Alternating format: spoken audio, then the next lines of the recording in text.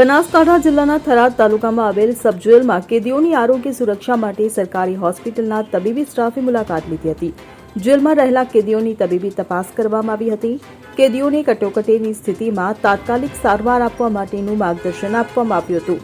તબીબી સ્ટાફે કેદીઓને હૃદયરોગના હુમલા જેવી પરિસ્થિતિમાં CPR કેવી રીતે આપવું તેની વિગતવાર સમજ આપી હતી.